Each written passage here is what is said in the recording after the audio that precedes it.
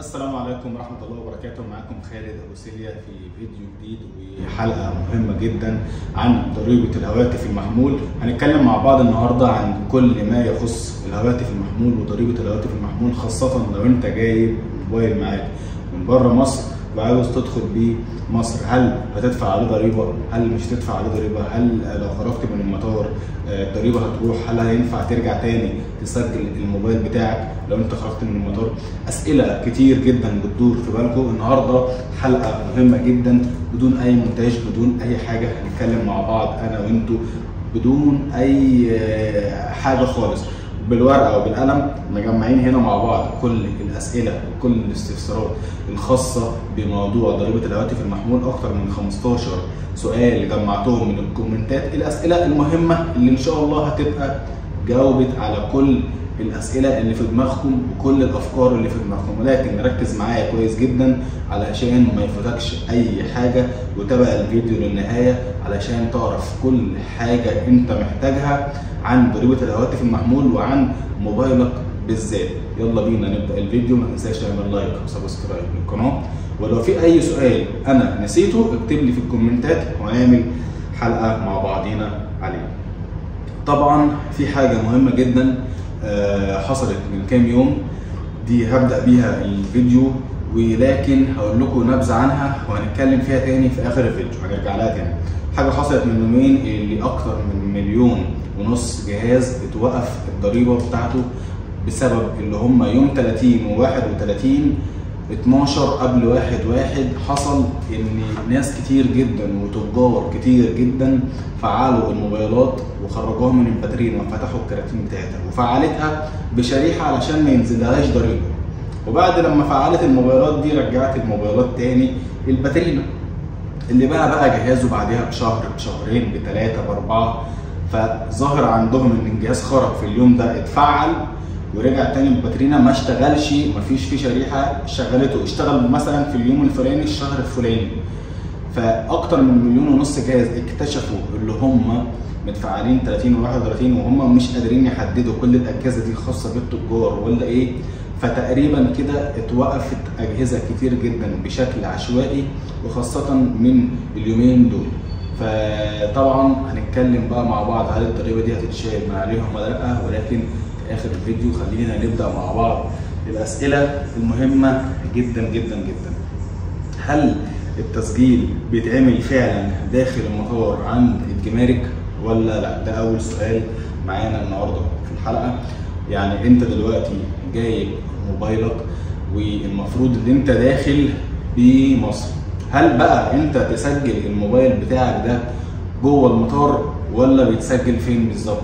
طبعا الموبايل بتاعك ده وانت داخل مصر بتخش المطار، وانت داخل المطار اي بقى ظابط هناك بيوديك للصاله اللي هتسجل فيها التليفون بتاعك.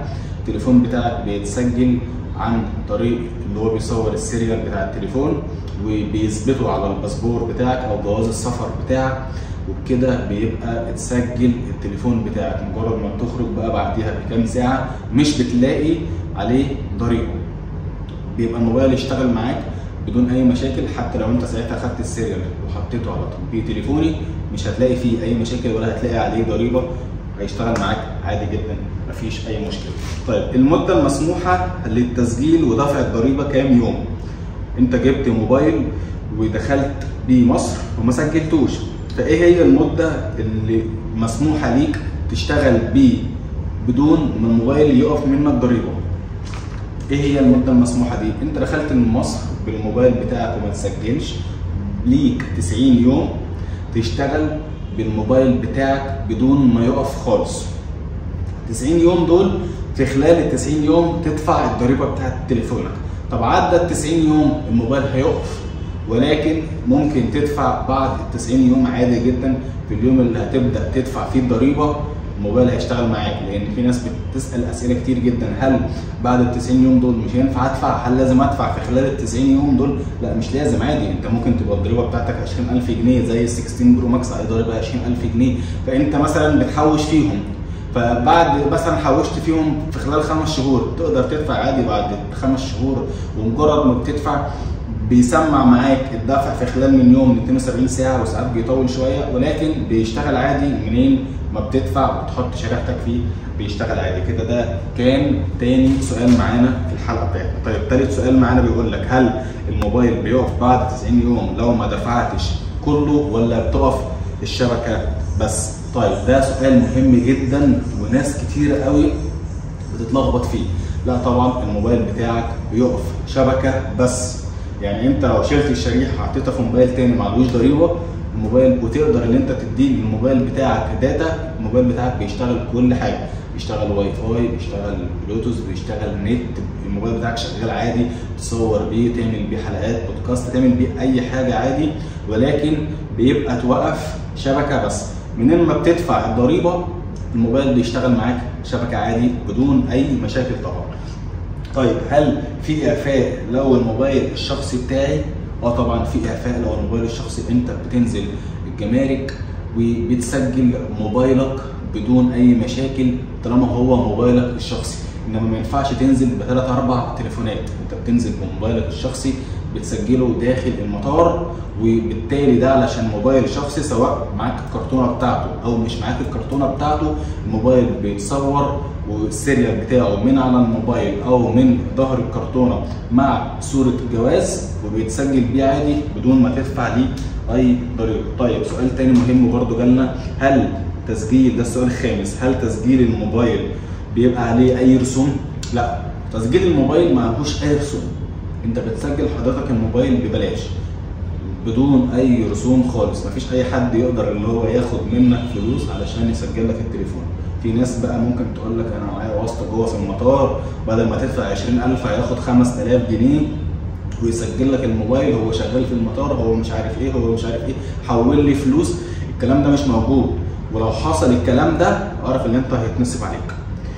السؤال السادس، هل لو الموبايل اتسجل باسم واحد صاحبي كده بقى باسمه؟ يعني جالي السؤال ده كذا مره فعلا. يعني انا خالتي جايبه لي موبايل من بره وهتسجله على الباسبور، فكده لما هيتسجل هو هيبقى باسمها؟ هيبقى باسمها ازاي؟ يعني انت متخيل مثلا ان هو التليفون ده بقى بتاعها عشان نازل باسمها يعني؟ لا طبعا مفيش اي حاجه خالص من الكلام ده. اي حد صاحبك، اي حد قريبك نازل من بره مصر وبيسجل التليفون، هو مجرد بيعدي لك التليفون من الضريبه عشان بس ما تدفعش فلوس على الجواز السفر بتاعه، علشان انت ما معكش جواز سفر او ما سافرتش وجاي، فمش هيبقى فيه اي حاجه تقدر ان انت تعملها عشان انت قاعد في مصر انما مش جاي من بره. فهو لما يسجل التليفون حد صاحبك حد قريبك ده مش معناه ان الموبايل يعني بتاعه، لا هو متسجل على الباسبور بتاعه، فبالتالي هيقدر اللي هو يجيب لك موبايل تاني مره كل 5 سنين، لان انت ليك على موبايلك الشخصي موبايل زياده كل 5 سنين. ما ينفعش تنزل ب3 موبايلات، ما ينفعش تنزل بموبايلين. لو نزلت بموبايلين هتسجل واحد بس، والتاني معاك 90 يوم اللي انت تشتغل بيه، بعد كده هيقف. فاهم قصدي؟ ده كده السؤال السادس. السؤال السابع، لو ما دفعتش الخط بس اللي هيقف، ده احنا جاوبنا عليه فوق. لو انت ما دفعتش الخط بس اللي هيقف الموبايل هيشتغل عادي مفيش فيه اي مشاكل. طيب معانا هنا السؤال الثامن، هل ممكن اسجل الموبايل بعد ما اخرج من المطار؟ سؤال مهم جدا جدا جدا. حضرتك خرجت بره المطار، في طريقه اللي انت تعرف تسجل بيها موبايلك تاني؟ لا.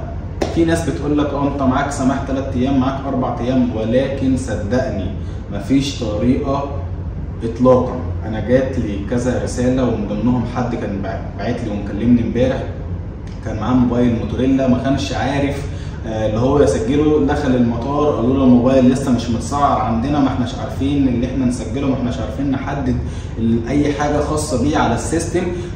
كلمهم في خلال يومين 3 هيقولوا لك تعمل ايه، وهو لسه في المطار. كذا حد وكذا موقف حصل بنفس الطريقه دي في الجروبات بتاعت الفيسبوك بتاعت الايفون، اللي هم اللي بيقولوا لك اطلع وكلمهم. حضرتك انت بتبقى طلعت بالمطار وكلمتهم وكلمت نترا وكلمت كل الناس والموبايل بتاعك عليه ضريبه، وبعد اسبوعين قالوا لك الموبايل اتسعر، الموبايل نزل له الضريبه بتاعته. يا فندم ازاي ده؟ انا كنت في المطار، ده انتوا اللي قلتوا لي.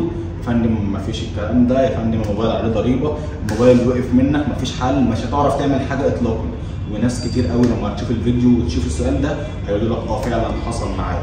ايه اللي هيبقى بايدك؟ مش هيبقى بايدك اي حاجه غير اللي انت ساعتها تبعت الموبايل مع حد يسافر بيه وهو نازل يسجله في المطار او تدفع الضريبه. مفيش حل تاني. خرجت من المطار اعرف اللي انت هتدفع الضريبه لا مفر. بس ليك في حد في المطار هيسرع لك الموضوع شويه، لان انت طبعا لما بتخش عشان خاطر تقف تدفع تسجل التليفون في زحمه كتير جدا، في زحمه كتير جدا. طيب السؤال الثامن خلاص. السؤال التاسع، ايه الفرق بين تسجيل الموبايل ودفع الجمارك والفرق ما بينهم؟ تسجيل الموبايل ودفع الجمارك. طيب انت لما بتسجل الموبايل ما بتدفعش عليه اي رسوم ضريبيه او اي رسوم جمركيه طالما هو اتسجل. ما تسجلش الموبايل بتاعك بتدفع عليه ضريبه وبتدفع عليه رسوم علشان يشتغل في مصر. البلد الوحيده اللي فيها القانون ده.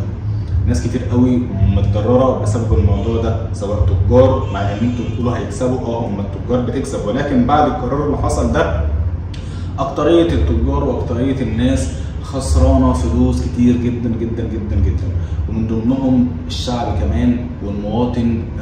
مش عارف دلوقتي يشتري، وما بيشتري الموبايل بعديها بكام يوم بيحصل اللي هو بيبقى عليه ضريبه، يرجع للمحل يحصل خناق ما بينهم.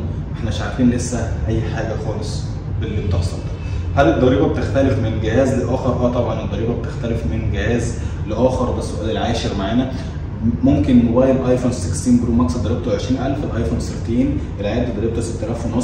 الضريبه بتختلف طبعا من جهاز لاخر بناء على اللي شركه نترا او الجهاز القومي لتنظيم الاتصالات هو اللي بيحدد لك الضريبه دي بناء على نوع التليفون، انما الضريبه مش ثابته لكل الموبايلات. طيب السؤال ال 11، هل ينفع تدخل اكتر من تليفون وانت جاي من السفر؟ لا، احنا قلنا ان انت بتدخل تليفون واحد زياده عن تليفونك الشخصي كل 5 سنين. في ناس بتقول كل 3 سنين، لكن طبعا ما حدش لسه قدر اللي هو يجرب الموضوع ده، لان هو لسه القرار اصلا متطبق من يوم 1/1، ما كملناش لسه 7 شهور على بعض. قرار بقى اللي انت ازاي تدفع الضريبه ده سؤال مهم جدا. ناس كتير قوي مش عارفه ازاي بتدفع الضريبه بتاعتها. ده الناس كتير قوي بيتنصب عليها بسبب الموضوع ده. حضرتك بتنزل تطبيق تليفوني، بعد ما بتنزل تطبيق تليفوني بتسجل عليه حساب برقم موبايلك وبرقم البطاقه الشخصيه بتاعتك. بعد كده طبعا ده يعني حصل كذا ابديت في التطبيق علشان يسهلوا موضوع الدفع. الاول ما كانش فيه غير ان انت تدفع عن طريق الفيزا بس. دلوقتي لما هتعمل حساب على برنامج تليفوني تقدر ان انت تدفع عن طريق فودافون كاش او عن طريق فوري او عن طريق الفيزا. 3 حاجات دول ممكن ان انت تدفع بيهم. طريقة الدفع سهلة جدا جدا جدا جدا. السؤال الثاني معانا، هل ينفع تقسط الضريبة؟ سؤال مهم جدا. طبعا الضريبة ما بتتقسطش.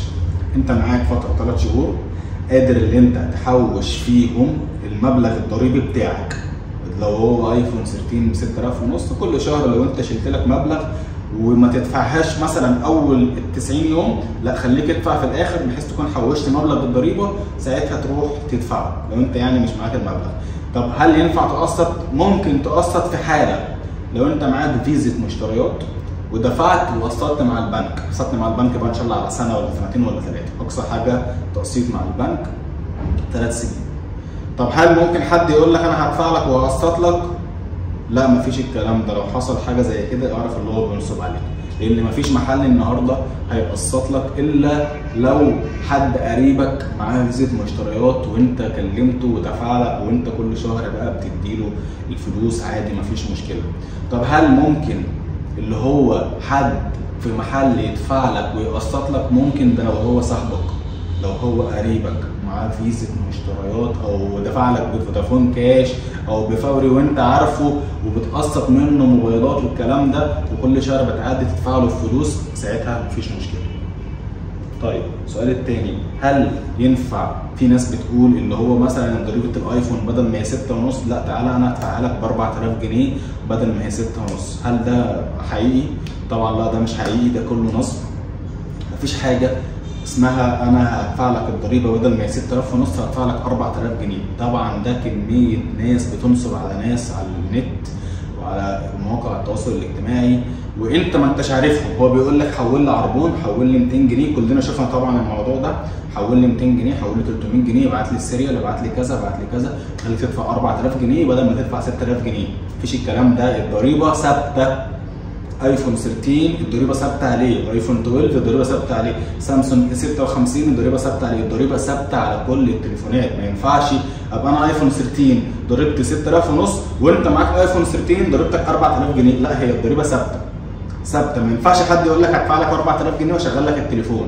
هيدفع هو ازاي الكلام ده؟ هو بيدفع عن طريق تطبيق تليفوني. طب انت هتخش عن طريق التطبيق وهتدفع 4000 جنيه ازاي وهو اصلا ظاهر لك بالسيريال اللي الضريبه بتاعتك 6500؟ يبقى انت كده بتنصب عليا، يبقى انت كده نصاب. مفيش الكلام ده، خلي بالكم واحذروا من الناس دي. طيب ليه يوجد اجهزه بتتفعل وبعد كده بتتقفل؟ سؤال مهم قوي قوي قوي، وهو ده اللي انا كنت سايبه لاخر الفيديو. ليه بقى؟ لان انا قلت في اول الفيديو ان في اكتر من 1.5 مليون جهاز اتوقفوا يوم 30 و31/12، ونزلت فيديو على ريلز على الانستجرام وعلى التيك توك والناس كلها عرفت الموضوع ده. في اجهزه وقفت كتير جدا بعد ما اتفعلت بالذات في اليومين دول، ولكن الموضوع ساعات بيتم بشكل عشوائي عندهم. الحاجات دي ما بتتمش اوتوماتيك، بتتم مانوال. ناس قاعده على اجهزه في ضغط كتير جدا، فساعات بيحصل لخبطه، ممكن السيريال بتاعك يخش على سيريال تاني وتبقى انت اصلا معلكش ضريبه، وهو لو اتلخبط في كتابه رقم موبايلك نازل له ضريبه. تحاول بقى تكلمهم، تحاول تعرفهم، تبعت لهم سكرينات اللي انت معلكش ضريبه واللي انت كنت رافع او اللي انت اصلا موبايلك بقاله سنه ولا سنتين. حاجات كتير جدا ولخبطه كتير جدا بتحصل، ولكن في اليومين بتوع 30 و31/12 اللخبطه اللي حصلت دي كلها هم قالوا ان الضريبه بتاعت الاجهزه اللي اتفعلت في اليومين دول بس. ركز معايا قوي، لان في ناس بتقول لي انا لسه شاري التليفون ومفعله في شهر 4 شهر 3 شهر 1. لا، اللي في اليومين دول بس من 30/12 و31/12 ان شاء الله من 6/7 ل 10/7 هنكون حلينا المشكله دي، ودي مشكله عامه. والموبايلات اللي اتوقفت في خلال اليومين دول هترجع تشتغل تاني بدون اي مشاكل. طب اللي دفع هل فلوسه هترجع؟ ناس كتير قوي بتسال السؤال ده. لا، اللي دفع خلاص، مفيش حاجه بتبقى عند الحكومه وبترجع. انت عارف حاجه زي كده كويس جدا. طالما انت دفعت الفلوس بتاعتك خلاص هي مش هترجع. ليه؟ عشان انت دفعت. طيب لو ما دفعتش استنى، ما تدفعش دلوقتي لحد لما يوم 10/7 يجي ونشوف ساعتها ايه اللي هيحصل. هل فعلا الموبايلات هتفتح اللي اتوقفت في يوم 30 و31/12 ولا ساعتها هتضطر تدفع؟ ده القرار اللي نزل وده اللي الناس كلها دلوقتي بتتكلم عليه، واحنا منتظرين. موبايلك اتوقف وانت مفعله في اليوم ده ما تعملش حاجه خالص لحد لما يعدي يوم 10/7. هل لازم ادفع الضريبه على الشريحتين؟ اخر سؤال معانا. لا طبعا مش لازم تدفع الضريبه على الشريحتين. انت موبايلك نازل 2 إني بتدفع على واحد بس، الموبايل كله بيبقى شغال معاك طبيعي. يعني ما ينفعش تدفع على الاثنين. هو كل إني هيبقى عليه مبلغ وليكن 6000 7000 هتدفع 14000 جنيه. لا، انت بتدفع على إني واحد بس، التليفون كله بيشتغل معاك. طبعا احنا كده انا حاولت يعني اتكلم على كل الاسئله اللي جات لي، ولكن لو جات لي اي اسئله او اي كومنتات تاني هطلع وهتكلم عليها، وفي فيديوهات تانيه هنعملها. انتظروا بكره برضو فيديو. ما تنساش لو انت وصلت معانا لاخر الفيديو تعمل لايك وسبسكرايب، ولو عندك اي كومنت اكتب لي في الكومنتات ايه هو تجربتك وايه هو سؤالك. وكان معاكم خالد ابو سيليا. ما تنساش لايك وسبسكرايب عشان دعمك هيهمني وهيفرق معايا جدا. السلام عليكم ورحمه الله وبركاته.